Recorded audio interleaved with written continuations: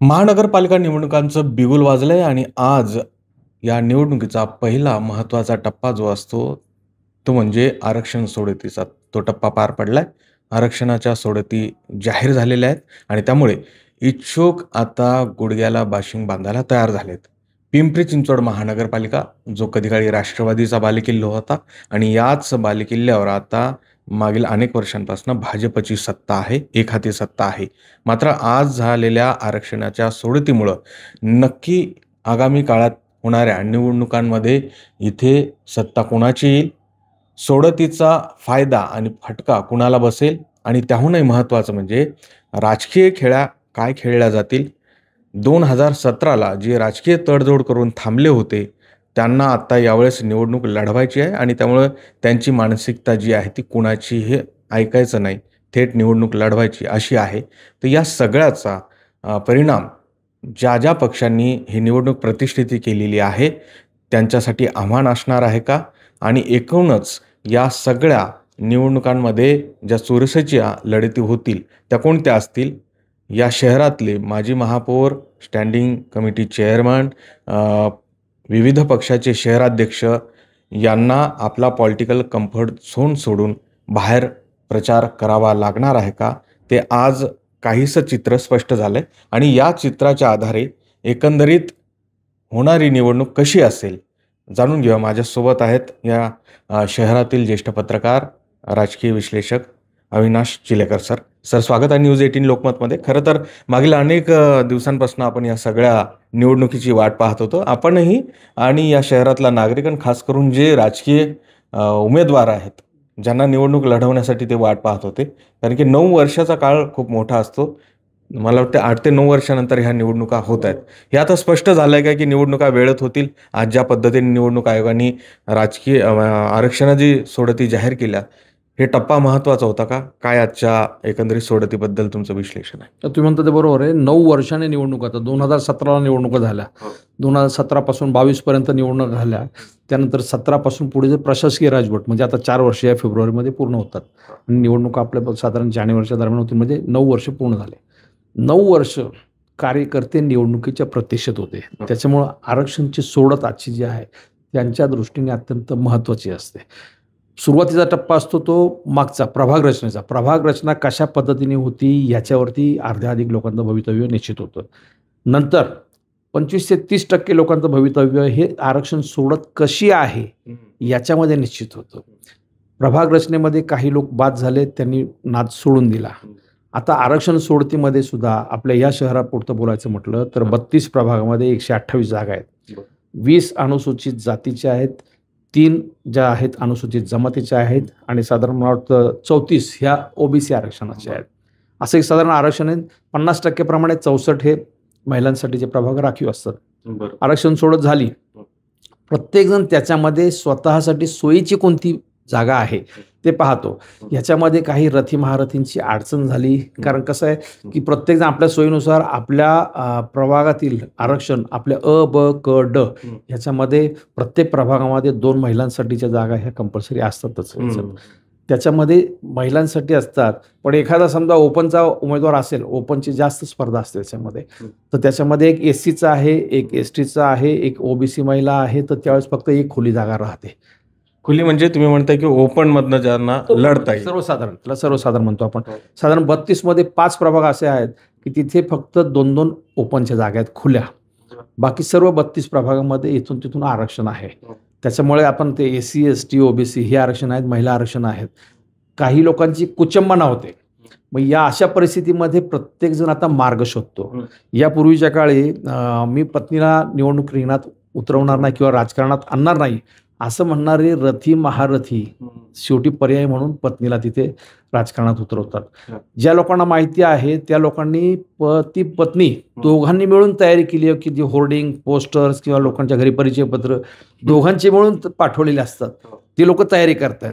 मग त्यांना माहिती आहे उद्या पुरुष पडलं तर आपण, महिला असेल तर मिसेस, अशा प्रकारे. ह्या संपूर्ण आरक्षणाच्या प्रक्रियेमध्ये एक महत्त्वाचं आहे की प्रत्येक जणांनी पर्याय शोधलेले आहेत. त्याच्यामुळे निवडणूक वाचून कोणी उपाशी राहील असं बिलकुल नाही. त्याचं कारण असं आहे दुसरं, युती आणि महाआघाडी, महाविकास आघाडी आणि महायुती यांनी स्पष्टपणे सांगितलेलं आहे की प्रत्येकजण आम्ही स्वतंत्रपणे निवडणुका लढणार आहे. या शहरामध्ये भारतीय जनता पक्ष आणि राष्ट्रवादी काँग्रेस हे असे दोनच भरभक्कम पक्ष आहेत. म्हणजे दोघं एकमेकांच्या विरोधामध्ये असणार आहेत. आणि त्याचा ठाकरेंची शिवसेना काही अंशी आहे, शिंदेची शिवसेना नाममात्र आहे, काँग्रेस सुद्धा नाममात्र आहे, मनसे अगदी अल्प आहे.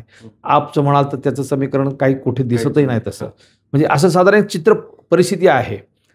याच्यामध्ये भाजप आणि राष्ट्रवादी अशाच लढती ह्या संपूर्ण 32च्या 32 प्रभागामध्ये पाहायला मिळणार आहे. ह्याच्यात सगळ्यात महत्त्वाचा भाग असा आहे, जी राजकीय समीकरणं नव्यानं तयार होत आहेत ती आजच्या सोडतीसाठी थांबली होती. सोडतीमध्ये कोणता कॅन्डिडेट हा केपेबल आहे, निवडून येण्याची क्षमता आहे, मग तो BC मधला आहे, OBC मधला आहे की ST मधला, कोण कुठे निवडून येऊ शकतो, मग त्याच्यासाठी ती आरक्षणातली जागा आहे कारण त्याला प्रतिस्पर्धी संभाव्य कोण असेल, ही सगळी समीकरणं आज ह्या पुढच्या 2-4 दिवसामुळं खरं तर पुढे आलेली आहेत आणि आता राजकीय गणित मांडायला सुरुवात झाली आहे. खरं तर बेरीजेचं राजकारण वगैरे करायच्या जे मनसुबे असतात राजकीय नेत्यांचे, ते आजपासून त्या बैठकांना सुरुवात होईल. मात्र जसं तुम्ही म्हणालात की इथे 2 पक्ष महत्त्वाचे आहेत, भाजप आणि राष्ट्रवादी, आणि त्या अनुषंगाने ही निवडणूक जी आहे तशीच पाहिली जाते आहे. बाकीच्या पक्षाचं तर अस्तित्व फारच नगण्य असं आहे.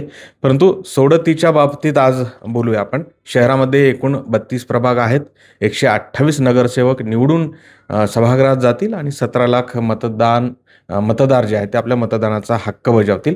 मात्र या 32 प्रभागांमध्ये जसं मी सुरुवातीला म्हणालं की माजी महापौर, विविध पक्षाचे शहराध्यक्ष किंवा ज्या चुरशीच्या लढती आहेत ते वॉर्ड नेमके कोणते आहेत, त्यांची काय राजकीय कोंडी झाली का या सोडतीमुळं, काही उदाहरणादाखल आपण जाणून घेऊया.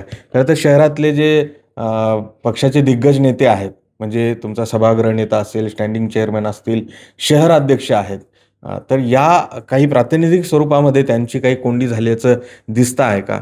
सुरुवातीला जर घ्यायचं झालं तर इथे तुषार कामठे जे आहेत शरद पवार चंद्र गटाची, तिथली काय परिस्थिती आहे, तो वॉर्ड कोणता आहे, प्रभाग कोणता आहे, तिथे काय समीकरण दिसतंय तुम्हाला? हा शरद पवार. आता सगळ्यात महत्त्वाचं तुम्हाला एक सांगतो, याच्यामध्ये कोंडी आत्ता ज्यांची झालेली आहे ते सगळेजण ती कोंडी फोडण्याचा आणि मार्ग शोधण्याचा प्रयत्न करत आहेत. मग त्याच्यामध्ये आपल्या पक्षातून होतोय की अन्य पक्षातून होतोय, प्रत्येकजण जागा शोधतोय त्याच्यामध्ये. तुम्ही आता तुषार कामठे यांचं नाव, त्याचा पिंपळे निलखचा प्रभाग आहे, पिंपळे निलख वाकड तो प्रभाग आहे, त्याच्यामध्ये तिथं फक्त खुली एक जागा आहे.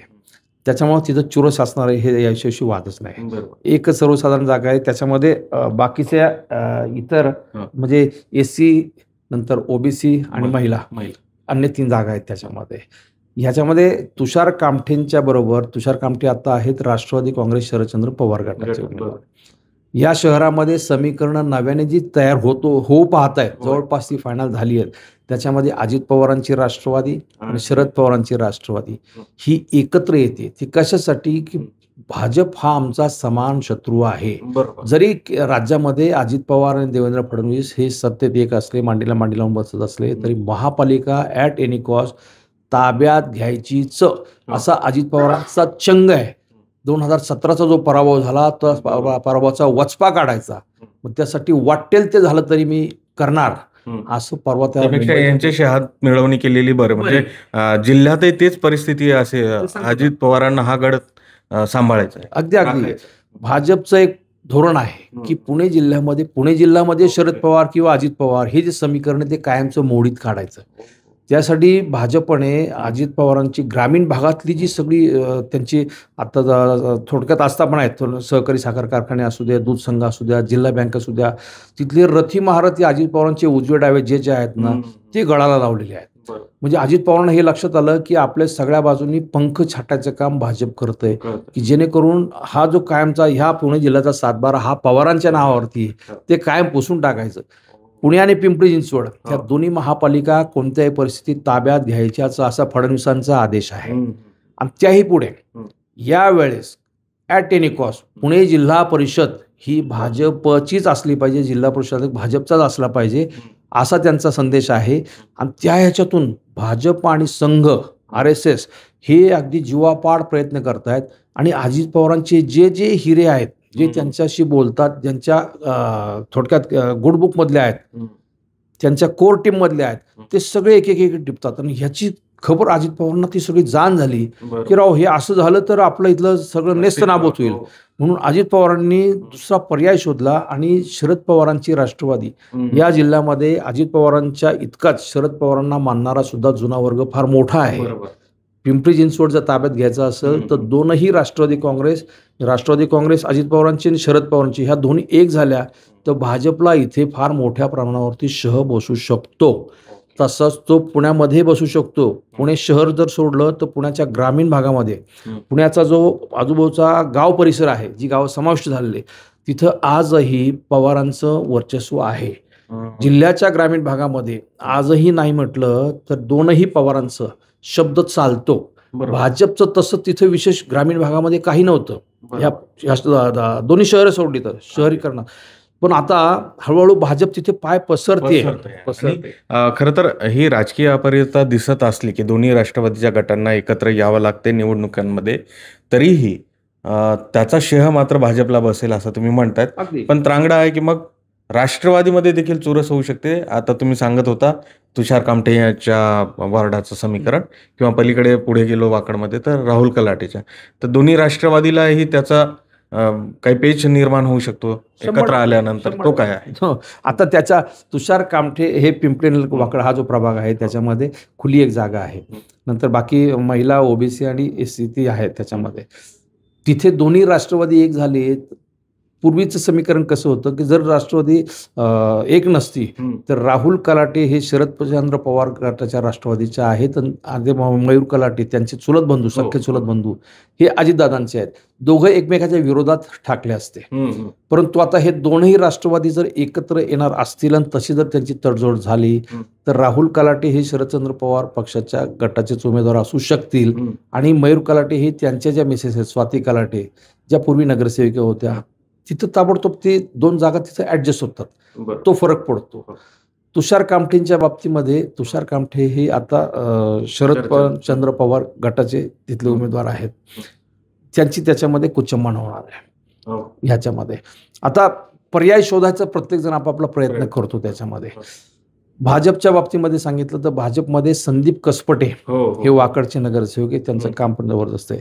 परंतु आता सचिन साठे जे ज्यांनी 30-1 वर्ष राहुल गांधींच्या बरोबर काँग्रेसमध्ये घालवले ते भाजपमध्ये आलेत केवळ उमेदवारी मिळण्याची अपेक्षेने. पण आता सचिन साठे की संदीप कसपटे, सचिन साठे हे शंकर जगताप यांनी खास त्यांना प्रवेश दिलाय का तर उमेदवारीसाठी, आणि संदीप कसपटे यांनी शंकर जगताप यांच्या नावाचा तो विरोध वगैरे मागे ते राजकारण झालं होतं. त्यावेळेला दोघांपैकी एकालाच उमेदवारी द्यायची. मग अशा वेळेस परिस्थिती काय होती की ते पर्याय शोधतात. मला इथे नाही, भाजपमध्ये ह्या पॅनलमध्ये नाही मिळालं तर दुसरा पॅनल. एक तुम्हाला सांगतो 32 प्रभागामध्ये फक्त भाजपचं एक पॅनल आणि राष्ट्रवादीचं एक पॅनल असं नसेल कदाचित, आणि 32 अनेक प्रभागांमध्ये अपक्षांचं सुद्धा पॅनल असू शकेल. आता गेल्या 9 वर्षात निवडणुका नसल्यामुळे जे जे नव्याने कार्यकर्ते तयार झालेले निवडणुकीची तयारी करतायत ते कार्यकर्ते जर आपल्याला इथे मिळाले नाही तिथे मिळाले नाही तर पर्याय म्हणून दुसरा शोध याच्यामध्ये अपक्ष म्हणून. आता हे ते राष्ट्रवादीच्या एकंदरीत एकत्रीकरणानंतर त्यांच्या कोंडीबद्दल बोलत होतो. इथे त्यांच्या ज्या पदाधिकारी आहेत ज्यांनी विधानसभा लढली, सुलक्षणा शिलवंधर, तर त्यांच्यासमोर राष्ट्रवादीमध्ये काही पेच निर्माण होऊ शकतो की नवीन एक नुकतीच इनकमिंग झाले त्यांच्याकडे, तर तो पेच काय आहे? आता तो प्रभाग म्हणजे साधारण संत तुकाराम नगरचा प्रभाग आहे. संत तुकाराम नगरमध्ये सुलक्षणा शिलवंत ज्यांनी पिंपरी विधानसभा लढली त्या मागे राष्ट्रवादीच्या नगरसेविका म्हणून एकत्र राष्ट्रवादीमध्ये तिथे निवडून आल्या होत्या. आता अजित पवारांच्या राष्ट्रवादीने जितेंद्र नानवरे यांना प्रवेश दिला आहे. त्याच्यामुळे सुलक्षणा शिलवंत म्हणजे एससी कॅटेगरीमधून त्यांना द्यायचं की यांना द्यायचं हा तिथं ही कोंडी होणार आहे. ही त्यांची त्यांना आता तिथे खुल्या प्रभागामध्ये योगेश बहल हे तर काय ते आतापर्यंत 7 निवडणुका ते जिंकून आलेले आहेत. महापौर होते, स्टँडिंग चेअरमन होते वगैरे वगैरे, प्रभाग अध्यक्ष, विरोधी पक्षनेते सगळी त्यांनी पदं भोगलेली. पण त्यांचं ते पॅनल असल्यामुळे त्यांची कसोटी तिथे लागणार आहे. असं अनेक ठिकाणी आहे. पण मग हे भाजपच्या पथ्यावर पडणार आहे. हां हो, मी काय सांगतो जिथे कार्यकर्ते फुटतील ना, जिथे विभागणी होईल अशी, भाजपमध्ये प्रामुख्याने एका जागेसाठी 3-3, 4-4 लोक इच्छुक. कारण का केंद्रात राज्यात भाजपची सत्ता आहे, या महापालिकेमध्ये सुद्धा भाजपची सत्ता येण्याची आत्ता दाट शक्यता आहे. एक वातावरण सगळं पाहिलं तर राष्ट्रवादीने ज्या पद्धतीने भाजपवरती अटॅक करायला पाहिजे आणि आपल्याला प्रचाराची यंत्रणा राबवायला पाहिजे ती राष्ट्रवादी राबवत नाही. ती सगळ्यात मोठी कमतरता आहे. त्याच्यामुळे लोक पाहतायत, अरे हे कचखाऊ भूमिका घेत आहेत. त्याच्यामुळे पुन्हा भाजपच सत्तेत येण्याची शक्यता आहे. कारण इथे 4 आमदार येतात भाजपचे, 2 विधानसभेचे आहेत, महेश लांडगे, शंकर जगताप, 2 विधान परिषदेचे उमा खापरे आणि अमित गोरखे. त्याच्यामुळे ते विचार करतात चालू हे सत्तेवर येऊ शकतात, मग इकडच्या पेक्षा इकडे गेलं बरं. मग ज्यावेळेस भाजपमध्ये एका जागेसाठी 2-2, 3 असतील तर ते 30 ते पर्याय शोधतात की इथं उमेदवारी मिळणार नाही आपल्याला, चला पलीकडचे परिणाम. अशा पद्धतीने राष्ट्रवादीचा एकुलता एक आमदार इकडे आहे पिंपरीमध्ये, आणि त्यांची जी काही बलस्थानं आहेत, ह्या जे सगळ्या वॉर्ड, झोपडपट्टी आणि इथे जो त्यांचा राखीव मतदार असं म्हणता येईल, पॉकेट वोट सगळा तो, तर तिथे त्यांच्या मुलाचं ते प्रयत्न करत होते. तर सुरुवातीला काही फटका बसल्याचं दिसतंय. हो, एक आहे अण्णा बनसोडे हे 3 वेळा 3 प्रभागातून नगरसेवक झाले होते. नंतर ते सुरुवातीला 2009ला आमदार झाले, 14ला पडले, आता 19ला परत आपलं 2000 म्हणजे 2 वेळा लढले, जिंकले, एकदा पराभूत झाले होते, आता तिसऱ्यांदा त्याचा आहे. ते त्यांच्या चिरंजीवाचा वारसा पुढे नेण्यासाठी प्रयत्न करत आहेत. त्यांना अशी अपेक्षा होती की आपल्या चिंचवड स्टेशन वगैरे त्या परिसरामधून त्यांचा मुलगा आहे सिद्धार्थ बनसोडे, त्याला उभं करायचं म्हणून त्याचं त्यांनी प्रमोशन करतायत. सगळ्या ठिकाणी त्याचा प्रचार चालू आहे. परंतु गंमत कशी की त्याला जागा राहत नाही, तिथं महिला आरक्षण पडतं. त्याच्यामुळं त्याला पर्याय दुसरा कोणता, तर ते शेजारचा वाढ, असं ते पर्याय शोधतायत. ते पर्याय शोधतात. आता पर्याय शोधण्याची तशी वेळ आली, कारण काय की आरक्षणच त्या पद्धतीनं पडलेले आहेत आणि त्यामुळं जे प्रस्थापित आहेत, ज्यांना असं वाटत होतं की हा पॉकेट वोट आहे, हा सगळा एरिया कम्फर्ट झोन आहे, थोडंसं बाहेर जाऊन त्यांना खरं तर आता चाचपणी करावी लागेल किंवा प्रचाराची सुरुवात करावी लागेल. खासदार बारणे हे देखील घराणेशाही किंवा राजकीय वारसा आपल्या मुलामार्फतच पुढे नेण्याच्या तयारीत आहेत. बरोबर.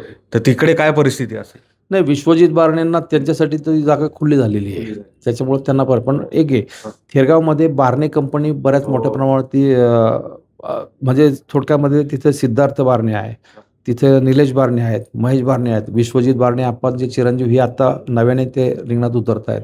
त्याशिवाय संतोष बारणे, माया बारणे, म्हणजे बारणे घराण्यामधूनच भरपूर लोक त्याच्यामध्ये स्पर्धेत आहेत. पण ते प्रत्येकजण आपापला पर्याय शोधतात. हा नाही तर शेजारचा वार्ड, तिथे 2 वार्ड येतात, त्याच्यामुळे एक गावठाण वार्ड किंवा मग दुसरा पर्याय शेजारचा वार्ड, ते पर्याय शोधतात. त्याच्यामध्ये त्यांच्या दृष्टीने ते सोपं झालेलं आहे, खुलं झालेलं आहे. तुम्ही याचं, आणि मी तुम्हाला एक स्पष्ट सांगतो की ह्याच्यामध्ये या शहरामध्ये जी ओबीसी आरक्षणाच्या 34 जागा आहेत, परंतु जवळपास 90% लोकांनी ओबीसीचे दाखले आणून ठेवलेले आहेत, कुणबीचे दाखले ओपन मधले, की त्यांना खात्री आहे की आपल्याला ओपन मध्ये समजा एकच जागा आपल्या वार्डमध्ये शिल्लक राहिली तर ओबीसी मधून उभं राहायचं. आणि आता राज्य सरकारने एक चांगलं केलेलं आहे की तुमचा कुणबी दाखला असेल ना, तर तुम्ही तो व्हेरीफाय लगेच त्याचं पडताळणी करण्याची गरज नाही, 6 महिन्याची मुदत दिलेली आहे त्याला. आणि यापूर्वीचा आपण अनुभव घेतला पाहिला, एकदा तुम्ही कुणबी दाखल्यावरती समजा ओबीसी आरक्षणातून निवडून आलात तर नंतर तुम्ही 6 महिन्यांनी पडताळणी करा, जरी पडताळणी फेटाळली कोर्टात अपील करा, ते पुढे 5-10 वर्ष चालूच राहतं. त्याच्यामुळे पर्याय शोधतात. तुमचा सुरुवातीला जो सांगण्याचा उद्देश होता की आता कोणी थांबणार नाही, याचा अर्थ असा धरायचा की ज्या आमनेसामने लढती होतील तिथे ते सामंजस्याने एक पाऊल मागे येतील अशी परिस्थिती दिसते का? कारण की जर समीकरणं असतील ज्या ठिकाणी महिला उभी करायची आहे, तर मग ते पत्नींना आपल्या निवडणुकीच्या रिंगणामध्ये उतरवतील. पिंपरी गावातलंच उदाहरण घ्यायचं झालं तर राजकीय वैर असं कोणाचं फार दिसत नाही आहे शहरामध्ये, तर मग तिथे काय सामंजस्याची भूमिका असेल आणि त्यामुळं जो या सगळ्यांमध्ये एक चुरस आहे ती टाळली जाऊ शकते का? या असं दिसते का या सगळ्यांमध्ये राजकीय सामंजस्याने सगळे निवडणूक लढतील असं वाटतंय का दंड ठोपटतील असं वाटतंय? मला राजकीय सामंजस्य वगैरे हा मला कुठे विषय दिसत नाहीये, कारण सगळे तटलेले आहेत अक्षरशः. म्हणजे प्रत्येकाला कोणत्याही परिस्थितीत निवडणूक लढवायची, त्याचं कारण असं आहे 2017 पासून आतापर्यंत निवडणूक नाही आणि या पुढच्या काळात परत आणखीन 5 वर्ष थांबायचं, म्हणजे पुढची जनगणना होऊन नवीन प्रभाग रचना, नवीन संपूर्ण विधानसभा रचना, लोकसभा रचना, हे सगळे त्याची वाट पाहायला कोणी तयार नाहीये. जे कार्यकर्ते काम करतायत ते कुठल्याही सामंजस्याच्या भूमिकेमध्ये नाही आहेत. प्रत्येकजण दंड थोपटून तयार आहे. आता पिंपरी कॅम्पमध्ये संजोग वगैरे त्यांचा चिरंजीवांना उतरवणारच, संदीप वगैरे हे कोणत्या परिस्थितीत असणारच, डब्बू आसवाणी हे असणारच.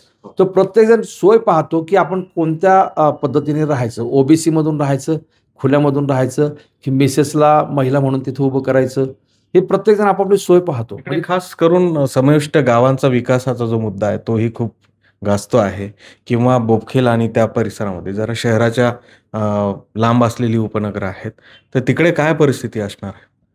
नाही, मला त्या परिसरामध्ये नवीन-नवीन कार्यकर्ते, नवीन पदाधिकारी तयार होतात. आता बोपखेलचं सांगितलं. बोपखेलला नानी घुले. नानी घुलेंच्या आता तिथं महिला आरक्षणाच्या बाबतीमध्ये म्हणजे त्यांच्याऐवजी त्यांचा चिरंजीव चेतन घुले येऊ शकतो. म्हणजे सांगतो ना, प्रत्येक कुटुंबाने आपल्या घराचा वारसा पुढे कायम ठेवायचा. एक तर घरातली सुनबाई, त्याची स्वतःची मिसेस किंवा कन्या किंवा असे पर्याय शोधलेले आहेत. मग प्रत्येकाने ओबीसीचे दाखले आणून ठेवलेत. आता माजी महापौर मंगला कदम या आता 6-7 टर्म झालेल्या आहेत. खांद्या कार्यकर्ते आहेत. राष्ट्रवादीचा तो आवाज आहे. एक रणरागिणी म्हणून ओळख आहे त्यांची. आता त्यांना जागा नाही राहिली, परंतु त्यांनी कुणबीचा दाखला आहे ना. बरोबर. तुम्हाला काय सांगितलं, खासदार श्रीरंग बारण्यांकडे कुणबीचा दाखला आहे, भाऊसाहेब भोईरांकडे कुणबीचा दाखला आहे, महेश रानडेंकडे कुणबीचा दाखला आहे. म्हणजे सर्वांकडे इथे ओबीसी आरक्षणा वाचून आपलं काही कोंडी होते असा एकही नेता नाही. आणि सरकारने पण आता तशी सोय करून ठेवलेली आहे. त्याच्यामुळं लोक पर्याय शोधतात. तुम्हाला काय सांगितलं, खुली जागा नाही राहिली ना, ठीक आहे, कुणबीच्या याच्यावरती आम्ही ओबीसी मधून लढणार. अगदी शेवटच्या मुद्द्यावर होतं की दोन्ही राष्ट्रवादी म्हणजे भाजपला सत्तेपासून रोखण्यासाठी दोन्हीही राष्ट्रवादींनी एकत्र येण्याचा निर्णय जवळपास घेतलेला आहे. त्याचे काय परिणाम असतील शहराच्या या सगळ्या निवडणुकीवर? कोणाच्या पथ्यावर पडणारं ते असेल? विभाजन रोखलं जाऊ शकते का? आणि थेट विचारायचं तर भाजपला याचा फटका बसू शकतो का? 100% भाजपची मी आता एक सांगतो की आजच्या परिस्थितीमध्ये, राजकारणामध्ये आजचं उद्या नसतं, आजच्या परिस्थितीमध्ये दोनही महापालिका ह्या कोणत्याही परिस्थितीमध्ये भाजपच्या ताब्यात येऊ शकतील अशी आत्ताची परिस्थिती आहे. परंतु 2 राष्ट्रवादी जर एक झाल्या, शरद पवारांची राष्ट्रवादी आणि अजित पवारांची राष्ट्रवादी, ती कशासाठी, तर जी मतविभागणी होणार आहे 2 राष्ट्रवादीची, दादांची आणि साहेबांची, ती होणार नाही. ती एक गठ्ठा होईल आणि त्याला ठाकरेंच्या शिवसेनेची साथ मिळाली, मनसेची साथ मिळाली, थोडी करत तर ह्याच्यामध्ये भाजपला फार मोठा शह होऊ शकतो. आपण मुंबईचं उदाहरण घेऊ. मुंबईमध्ये मराठी म्हणजे साधारण 1 कोटी मतदार आहे. त्याच्यात 36 लाख मराठी मतदार आहे, बाकी अमराठी मतदार आहे. परंतु मनसे आणि उद्धव ठाकरेंची शिवसेना आणि शिंदेची शिवसेना असे ते स्वतंत्र मतविभागणी होत होती मराठी मतांची. तर ती टाळण्यासाठी मनसे आणि उद्धव ठाकरे शिवसेने एकत्र झाले, कारण त्यांच्या अस्तित्वाचा प्रश्न होता.